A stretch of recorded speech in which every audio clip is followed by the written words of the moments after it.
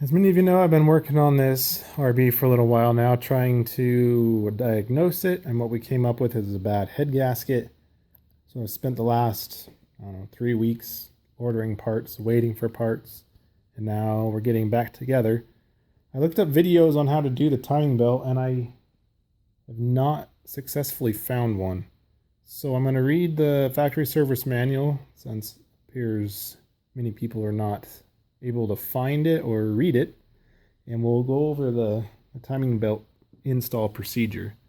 First thing you got to do is on each cam there is a little mark. It's like an indent. It's a circle right here. Let's see if I can point it out. Right there.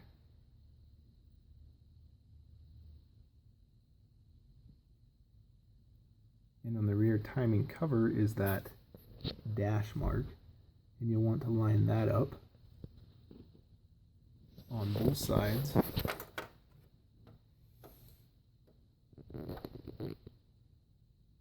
And then on the crank pulley, you will have the same mark.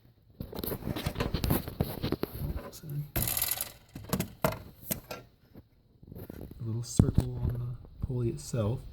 And then your mark on this is that right there. So first step is to get all three of those lined up where they need to be. So here's the start of doing the actual belt install. So if you order an OEM Nissan belt, they actually come with marks on the belt to almost make it a foolproof process. So right here we have the one mark, and I zip tied it just because I'm doing it by myself. And then on this side, you have the other mark on the point that we looked at earlier. And then on the bottom, same thing. I haven't got to that point yet, but there is also another, there's another white line here to line up on this point right here. But we're going to do this next, and according to the conversion chart, we're going to torque that down to 36, if I'm not mistaken.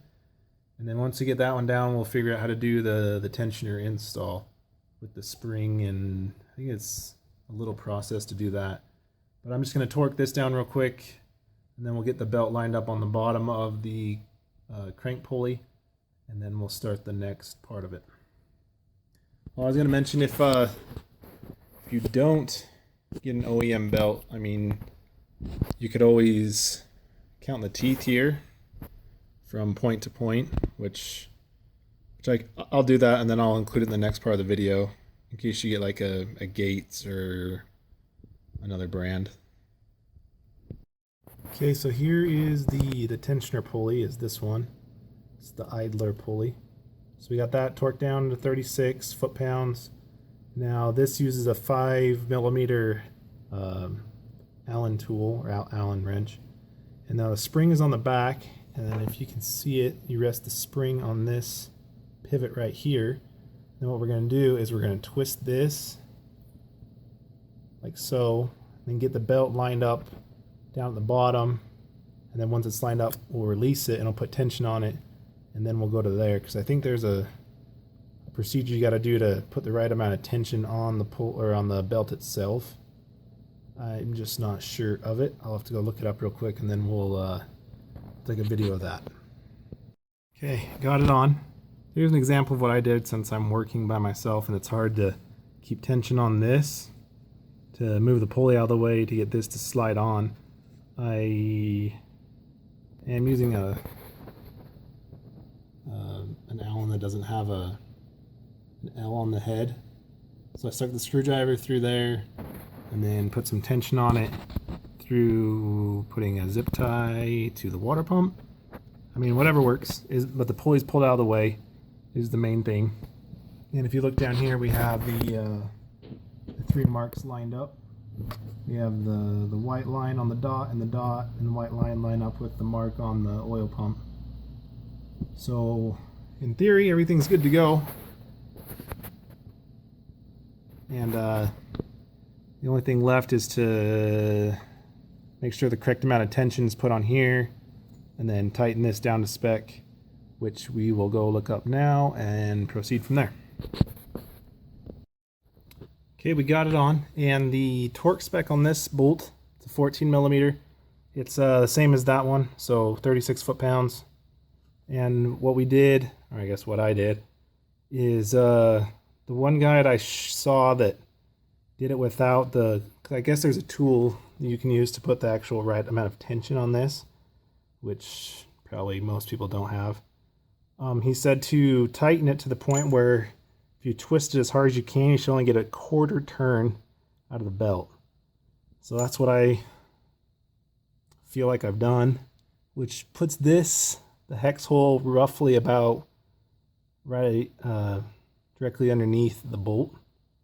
I don't know if that'll be on everyone's, but I used the hex, the 5 millimeter hex, pulled it over this way, and then as I did so, torqued this. And I think we're done. We'll come up here, we'll cut these zip ties off. We'll manually run the engine over, make sure that no valves will hit. And assuming we did everything right, we can continue putting it back together. I was gonna, if anyone gets a Gates timing belt or a belt that doesn't have marks on it, between this point on the intake, I started here and counted the peaks, not the valleys. So I counted the black peaks. And between this point, which is one after the mark, all the way over to the exhaust version of the same thing, is 38 of these. Sorry, it's hard to do. There you go, 38 of these to right there. So to get that one on accurately, it'll be 38. Then I'll count the ones that go down to the crank mark,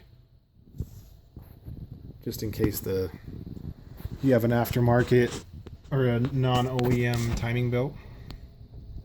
Help you get it accurate. Okay, we'll count these. Okay, going from the mark right before the dot all the way up to the one right after the dot on this one, which is right here, 47. So if you need to be super specific or accurate, 47 between those two. So I guess if you can get the one between this and this one, that should leave you left over with you shouldn't have to count these. I think that's all. I'm going to consider it a success. I'm going to put the rest of it back together and let you know when it's done. But that'll take care of your timing belt install. And from what I've read, it's the same for the RB25. I think there's a little variation in what it might look like, but overall it will be the same as far as the belt goes. If I'm wrong, please correct me, but that's from what I've read. Good luck.